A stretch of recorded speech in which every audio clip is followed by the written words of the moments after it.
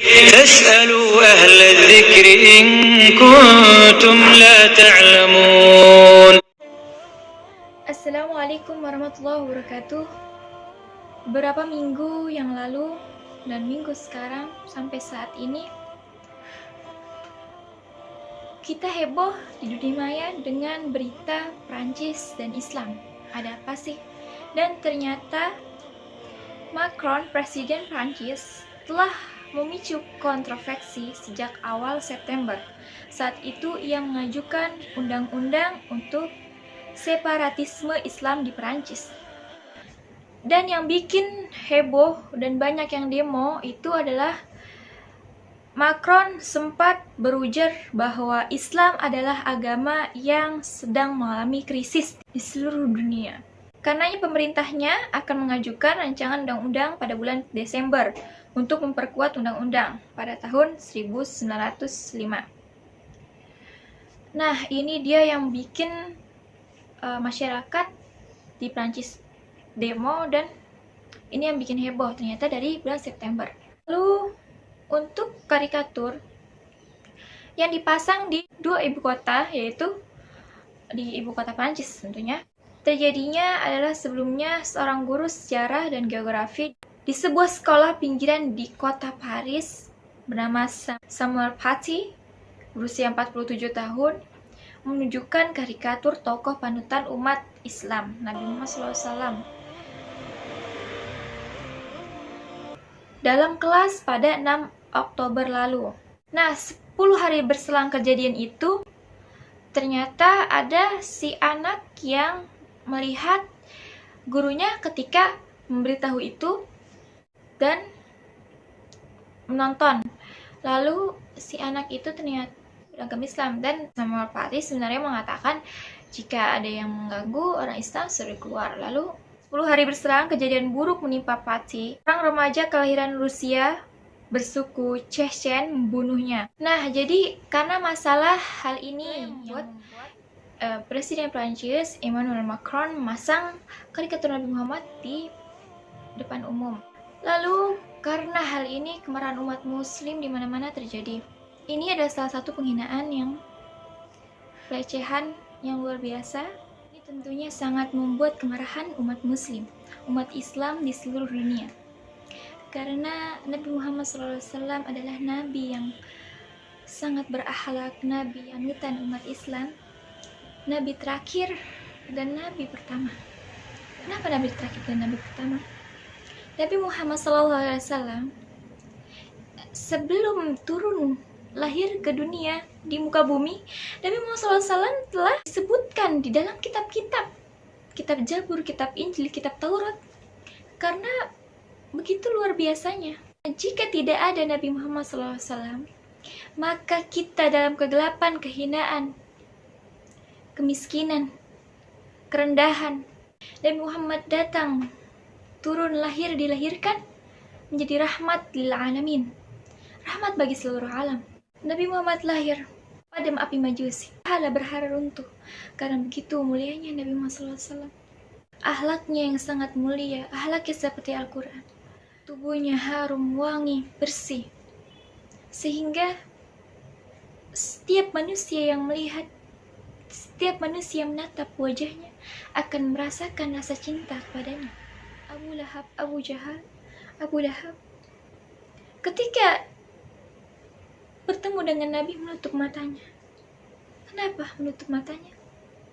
Karena katanya, karena jika aku melihat Nabi Muhammad SAW akan tumbuh rasa cintaku kepadanya. Maka begitu indahnya wajah Nabi, akhlak Nabi, sehingga orang yang membencinya pun takut melihatnya, takut memiliki rasa cinta kepadanya. Sebagaimana kita ketahui, Nabi Muhammad SAW memiliki akhlak yang sangat baik. Nabi Muhammad SAW terhadap musuhnya, terhadap yang tidak menyukainya, dibalas dengan kebaikan. Nabi Muhammad SAW, seperti yang kita ketahui, cerita dikisahkan ada seorang minta-minta yang buta. Lalu Nabi Muhammad SAW selalu datang menjawab ininya. Padahal si orang buta itu menghina Nabi Muhammad SAW. Allahumma sholli wa sallim wa barik alaihi. Walaupun dihina, Nabi tetap memiliki rasa kasih sayang, menyuapinya dengan kasih sayang. Sehingga ketika Nabi Muhammad SAW meninggal, ada sahabat yang datang kepada si orang buta, kafir tertutup, masih tertutup, tidak tahu, mendatangkan si orang buta itu. Lalu sahabat itu datang menyuapinya makanan sambil si orang buta itu menghina Nabi Muhammad SAW, sehingga membuat marah, sehingga disuapininya dengan berbeda karena rasa kesalnya, karena kecintaannya kepada Nabi. Ketika Nabi dihina, maka akan sebal, merasa marah karena seorang yang cintanya dihina. Lalu apa yang diperbuat si orang buta itu ketika merasakan perbedaan ketika disuapi? Karena biasanya orang yang biasanya menyuapiniku tidak seperti ini. Ini bukan engkau bisa menyuapini aku, orangnya lembut, memiliki rasa kasih sayang. Tapi ini tidak. Lalu sahabat itu bilang, benar, bahwa aku bukan dia. Aku bukan orang yang biasa menyuapinimu. Aku adalah sahabatnya. Lalu kemana orang itu? Yang biasa menyuapiniku. Yang biasa menyuapinimu telah wafat, dan dia adalah Muhammad SAW. Allahumma sholli wa sallim wa barik alaihi. Dan ketika itu si orang buta itu nangis dan akhirnya menjadi masuk Islam. Inilah dakwah yang disampaikan Nabi para sahabat, yaitu adalah memiliki rasa kasih sayang, berdakwah dengan tidak memaksa seorang untuk masuk Islam, tapi menunjukkan bahwa Islam itu seperti ini, akhlaknya seperti ini, dan rahmatan lil alamin. Seperti yang kita tahu juga, dan cerita ini sangat sering didengar oleh kita, yaitu ketika Nabi Muhammad SAW ingin pergi sholat berjamaah, sudah wangi, sudah harum, lalu ada nenek-nenek kafir Quraisy menghina Nabi Muhammad SAW sambil memudahinya. Lalu apakah Nabi Muhammad SAW marah dengannya? Tidak. Nabi Muhammad SAW pulang, balik lagi. Sampai setiap hari seperti itu, selalu terulang, sehingga pada suatu saat ada yang berbeda. Nabi Muhammad SAW tidak menemuinya. Dan ternyata, kata para sahabat, beliau telah sakit. Nabi Muhammad SAW malah menjenguknya, sehingga orang itu pun masuk Islam karena tidak ada yang mendatangiku selain Nabi Muhammad SAW. Yang aku sering hina, yang aku sering caci, yang aku sering maki, yang aku sering ludahi, malah yang menjenguk aku. Luar biasanya Nabi Muhammad SAW. Akhlaknya, suri teladannya yang baik, yang patut sekali kita contoh. Begitu banyak kejadian yang begitu luar biasa, cacian, makian terhadap Nabi Muhammad SAW. Jika kita membaca sirah-sirah Nabi Muhammad SAW tentang beliau dicaci, dimaki, maka kita akan merasakan luar biasanya akhlak Nabi. Seringlah kita membaca sirah Nabi. Setidaknya jika tidak kita memiliki akhlak yang baik, ketika kita mendengar bahwa akhlak Nabi seperti ini, kita akan mengikuti. Mau tidak mau, kita akan merasa cinta kepada Nabi. Oh, Nabi itu seperti ini, lama-lama kita mengikuti. Seperti kita yang banyak membaca selawat Nabi, kita yang sering membaca selawat, walaupun sebenarnya kita keras, kita sering marah-marah. Ini pengalaman. Hati dia akan lembut, bicara hanya yang baik-baik, melakukan hal yang baik-baik, berjalan hanya kepada yang dituju dan yang baik. Ketika kita membaca selawat Nabi, hati kita akan merasa baik, merasa tenang. Itulah berkahnya karamah Nabi Muhammad SAW. Banyak cacian, makian terhadap Nabi Muhammad SAW. Seperti yang kita ketahui, Nabi Muhammad dilempari batu, dihina. Turduli ta'if hama ala wajhi, qalu sa'ir, qalu majnun. Yamsin malakil jibal. Nabi Muhammad dicaci, dimaki, dilempari batu, dilempari kotoran.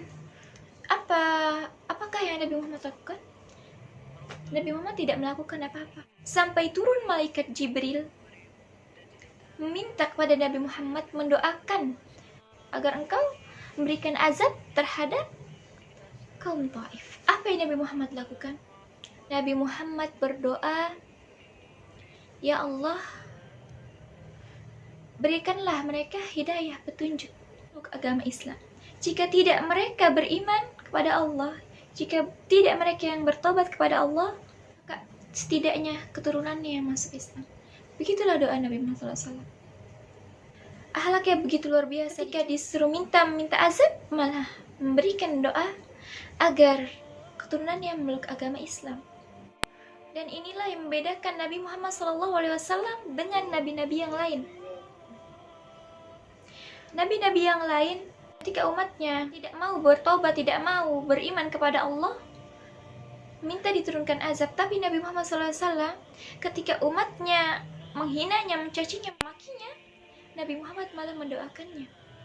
Dan inilah yang membuat Nabi Muhammad SAW, walaupun kita umatnya tidak pernah melihat wajahnya, kita tidak pernah melihat wanginya, kita tidak pernah melihat akhlaknya, tapi kita bisa merasakan cinta kepadanya. Kita tidak mungkin mencintai Nabi Muhammad SAW kalau Nabi Muhammad SAW tidak mencintai kita.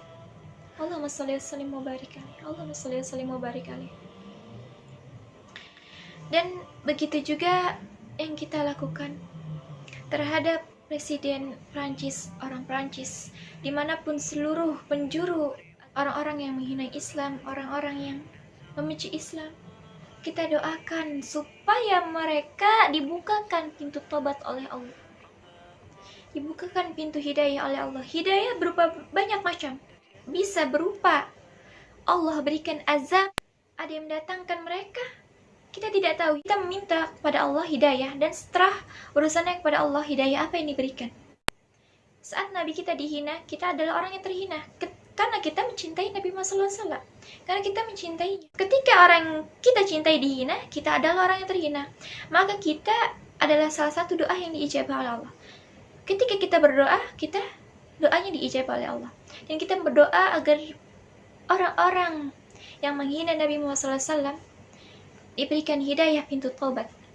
Setelah Allah lakukan apa? Lalu bagaimana orang yang menghina Nabi Muhammad SAW? Apakah dihukum dan biarkan? Ingat, celaknya tidak terpengaruh kepada Nabi Muhammad SAW. Apalagi dengan celahnya ini, banyak umat Islam yang membacakan selawat, membacakan cintaannya kepada Nabi Muhammad SAW. Nabi Muhammad melihat, sungguh umatku mencintaiku. Tunjukkanlah kalian mencintai Nabi Muhammad SAW dengan kalian memperbanyak membaca selawat. Dia dihukum atau dibunuh, konsekuensinya ada. Bahkan darahnya halal menurut tinjauan syariat. Allahumma sholli ala sayyidina Muhammad. Seperti yang kita ketahui, penghinaan dan cacian kepada Nabi Muhammad SAW bukan saat ini saja, bukan saat sekarang ini, bukan hanya di Paris. Bahkan Paris pernah melakukan beberapa kali. Pada saat Kesultanan Sultan Abdul Hamid. Sultan Abdul Hamid adalah sultan yang sangat cinta kepada Nabi Muhammad SAW. Rela hartanya, bendanya diambil, tapi tidak keimanannya kepada Allah dan kecintaannya kepada Nabi Muhammad SAW. Dan ini patut kita tiru. Kecintaannya kepada Nabi Muhammad SAW membuat para musuh pun takut. Sehingga saat itu ada teater yang ingin dilakukan oleh Prancis, tidak jadi karena ketegasannya Sultan Abdul Hamid II. Kecintaannya kepada Nabi Muhammad SAW membuat mereka takut. Dan begitu pula hal yang kita harus lakukan. Kita patut mencontoh akhlak-akhlak Nabi. Kita patut membaca selawat kepada Nabi setiap hari. Kalian mengaku mencintai Nabi. Kalian mengaku beriman kepada Allah, beriman kepada Rasul. Perbanyaklah selawat kepada Nabi. Perbanyaklah selawat kepada Nabi Muhammad SAW, sehingga Nabi Muhammad SAW mengetahui bahwa kalian adalah orang yang mencintainya. untuk pemboikotan. Jika memang pemboikotan itu berpengaruh kepada Presiden Prancis, mereka dengan pemboikotan ini mereka bertobat dan setidaknya meminta maaf atas kesalahan yang ia lakukan, maka tidak masalah.